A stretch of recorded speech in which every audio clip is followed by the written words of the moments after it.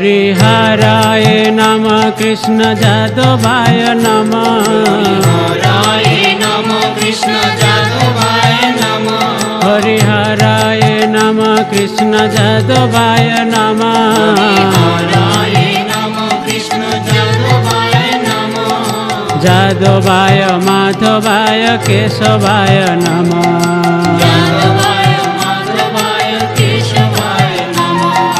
হরে কৃষ্ণ রাধা রাধা। হে কৃষ্ণ করুণা সিন্ধু দীনবন্ধু জগৎপদে গোপীশ্ব গোপীকান্ত রাধাকান্ত নমস্তে। নমস্কার নমস্কার। আজ আমি শ্রীমদ্ ভগবদ্ গীতার দশম অধ্যায় বিভূতি যোগের 11 নম্বর শ্লোক আপনাদের পড়ে শোনাবো। এই শ্লোকটির মূল বিষয় হচ্ছে ভগবান বলতে চেয়েছেন যে তাদের প্রতি অনুগ্রহ করে আমি তাদের হৃদয়ে অবস্থিত হয়ে উজ্জ্বল জ্ঞান প্রদীপের দ্বারা অজ্ঞানজনিত মহা অন্ধকার নাশ করি। অর্থাৎ তিনি বলতে চেয়েছেন যারা আমাকে সেবা করবে, যারা দিনরাত্রি হরে কৃষ্ণ মহামন্ত্র জপ করবে, তাদের আমি অন্ধকার থেকে মুক্ত করব। লক্ষ লক্ষ জন্ম জন্মান্তরে জগতে কলুষের সংস্পর্শে আসার ফলে আমাদের হৃদয় কলুষিত হয়ে আছে, কিন্তু আমরা যখন ভক্তিযোগে যুক্ত হয়ে নিরন্তর হরে কৃষ্ণ মহামন্ত্র জপ করতে থাকি তখন অতি শীঘ্রই হৃদয় আবর্জনা দূরিত হয় এবং আমরা দিব্য জ্ঞানের পর্যায়ে উন্নতি লাভ করি। তো ভগবান বলছেন যে যারা আমার মানে সেবক হবে, ভক্তির সহকারে আমাকে ডাকবে, আমাকে সেবা করবে, আমার দিনরাত্রি নাম জপ করবে হরে কৃষ্ণ মহামন্ত্র, তাদের মানে আমি অন্ধকার থেকে আশার আলো দেখা পাবো, তাই বলতে চাইছি। অর্থাৎ তাকে দিব্য জ্ঞানের পর্যায়ে উন্নতি লাভ করাবে। এটা হচ্ছে 11 নম্বর শ্লোকের মূল বিষয়। তার আগে আমার গীতা কথা চ্যানেলটি অতি অবশ্যই আপনারা লাইক, শেয়ার এবং সাবস্ক্রাইব করবেন। সাবস্ক্রাইব করতে ভুলবেন না, আর লাইক করবেন অতি অবশ্যই ভালো লাগলে। শুরু করছি 11 নম্বর শ্লোক। তার আগে বলুন রাধা রাধা, জয় শ্রীকৃষ্ণ। দশম অধ্যায় বিভূতি যোগে 11 নম্বর। শ্রী শিল প্রভুপাদের গীতাকার। সেই যে অনন্যভঙ্গ নয়েন অজ্ঞানী, আমি তার হৃদয়তে জ্ঞানদীপ আনি। অন্ধকার তমনাশ করি সে অনশনী, জ্ঞানদীপ জ্বালায় করি তারে জ্ঞানী। অনুবাদ: তাদের প্রতি অনুগ্রহ করে আমি তাদের হৃদয়ে অবস্থিত উজ্জ্বল জ্ঞানদীপের দ্বারা অজ্ঞানজনিত মহান্ধকার নাশ করি। তাৎপর্য বিশ্লেষণ: শ্রী চৈতন্য মহাপ্রভু যখন বারাণসীতে হরে কৃষ্ণ কৃষ্ণ কৃষ্ণ কৃষ্ণ কৃষ্ণ হরে হরে, হরে রাম রাম রাম রাম রাম হরে হরে এই মহামন্ত্র জপ করেছেন, তখন হাজার হাজার লোক তাকে তার অনুগামী হয়েছিল। বারাণসী অত্যন্ত প্রভাবশালী পণ্ডিত প্রকাশনন্দী সরস্বতী শ্রী চৈতন্য মহাপ্রভুকে ভাবুক বলে উপহাস করেছিলেন।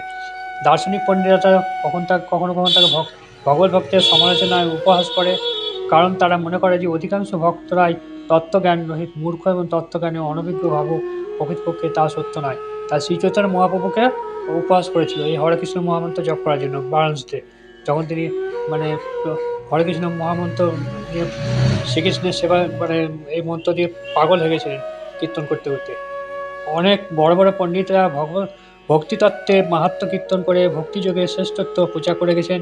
কোনো ভক্ত যদি এই সমস্ত শাস্ত্র গ্রন্থ অথবা সদ্গুরুর সাহায্য না গ্রহণ করেন, কিন্তু তিনি যদি ঐকান্তিক ভক্তিযোগে ভগবানের সেবা করেন, তাহলে ভগবান তার অন্তর থেকে সাহায্য করেন। সুতরাং অনন্য ভক্তি সহকারে যিনি কৃষ্ণ ভাবা নিয়ে থাকেন, তিনি কখনোই তত্ত্বজ্ঞানবিহীন নন। ভগবানের ভক্তি সাধন করার জন্য একটিমাত্র যোগ্যতারই প্রয়োজন, তা হচ্ছে সম্পূর্ণভাবে কৃষ্ণ ভাবনায় শ্রীকৃষ্ণের সেবা করা। তাহলে কি আমরা বুঝতে পারলাম এই লাইনগুলোতে ভগবান বলছেন যে আমার ভক্তি সহকারে যে একমাত্র সেবা করবে সেটাই হচ্ছে কৃষ্ণ ভাবনায় শ্রীকৃষ্ণের সেবা করা, তাই বলছে। আধুনিক যুগে দার্শনিকরা মনে করেন যে পার্থক্য বিচার করার মাধ্যমে কেবল জ্ঞানপ্রাপ্ত হওয়া যায়। তার উত্তরে পরমেশ্বর এখানে বলেছেন, যারা শুদ্ধ ভক্তি সহকারে তার সেবা করেন, তারা যদি অশিক্ষিত এবং যথার্থ বৈদিক জ্ঞানবিহীন হন, তবুও তিনি তার হৃদয়ে দিব্য জ্ঞান প্রদীপ জ্বালিয়ে তাদের সাহায্য করেন, যা এই শ্লোকটিতে বর্ণনা করা হয়েছে। তাহলে কী বলছে ভগবান, যারা ভক্তি সহকারে, যারা যদি অশিক্ষিত মূর্খ ব্যক্তিও হয়, তবু যদি সে আমাকে ভক্তি সহকারে দিব্য জ্ঞানে মানে আমাকে সবসময় যদি ডাকে আর কি, আমার সেবা করে, তবু কেন তার হৃদয়ে আমি দিব্যজ্ঞান জ্বালিয়ে দিয়ে তাকে সাহায্য করব, তাই বলছে। ভগবান অর্জুনকে বলছেন যে মূলত মনোধর্ম প্রস্তুত জ্ঞানের মাধ্যমে কখনোই পরম তত্ত্ব, চিন্ময় তত্ত্ব, পরম পুরুষোত্তম ভগবানকে জানতে পারা যায় না। কারণ পরম তত্ত্ব এত মহান যে কেবলমাত্র কোনোরকম মানসিক প্রচেষ্টার দ্বারা তাকে উপলব্ধি করা সম্ভব নয়।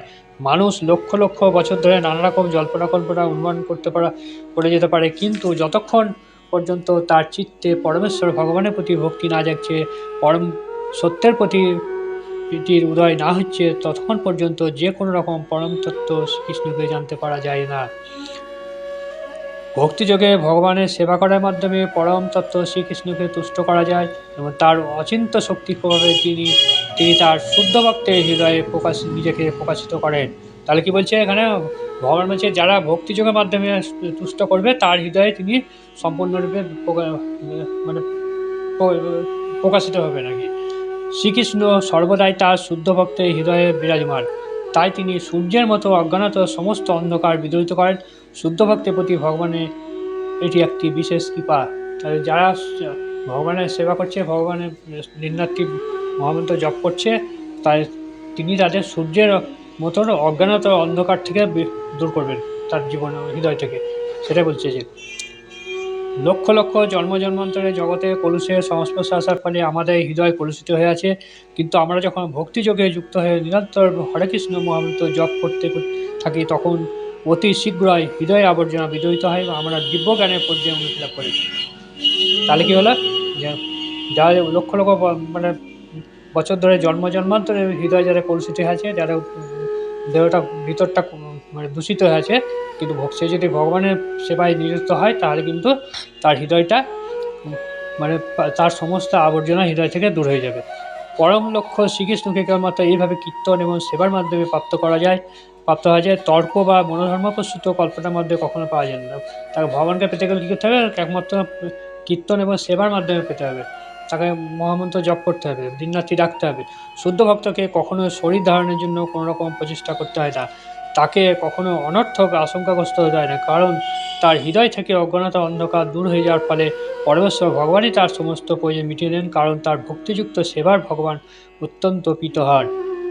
মানে যা বলতে এক কথা বলতে চাই যে তার ভগবান যে ভগবানের সেবা করবে তার মানে জীবনে অন্ধকারটা দূর হবে।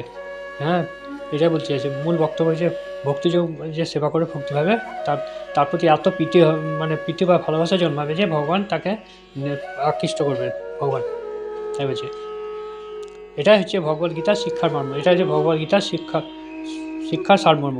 ভগবদ্গীতা অধ্যয়ন করার মাধ্যমে আমরা সর্বদাভাবে ভগবানের চরণে আত্মসমর্পণ করে শুদ্ধ ভক্তিযোগে তার সেবায় করতে পারি। ভগবান যখন আমাদের দায়িত্ব গ্রহণ করেন তখন আমরা সব রকম জাগতিক প্রচেষ্টা থেকে মুক্ত হয়, কিন্তু যখন ভক্তিযোগের মাধ্যমে তার সেবা করবো তখন কিন্তু ভগবান আমার দায়িত্বটা ভগবান কিন্তু তখন নিয়ে নেয়, কারণ সে তখন ভগবান সে প্রিয় পাত্র হয়ে যায়। তাই জন্য বলছে ভগবান বলছে আমাকে তুমি দিনরাত্রি ডাকো, আমার সেবা করো, আমি তাহলে তোমার সবসময় সাহায্য করবো, যে কোনো এতে তোমার জীবনটা আমি কলুষমুক্ত করবো। এটা হচ্ছে এই 11 নম্বর শ্লোকের মূল বক্তব্য। আমার গীতা পাঠ আপনার কেমন লাগলো বোঝাতে পারলাম কি? তার আগে অতি অবশ্যই যেন লাইক করবেন, লাইক করলে আর সাবস্ক্রাইব করে রাখবেন, তাহলে প্রত্যেকটি শ্লোক আপনারা শুনতে পাবেন। পাশে বেল আইকনে টিপবেন, তাহলে আমি যে শ্লোকগুলো শুনেছি সেগুলি শুনতে পাবেন। নমস্কার, এখানে শেষ করছি।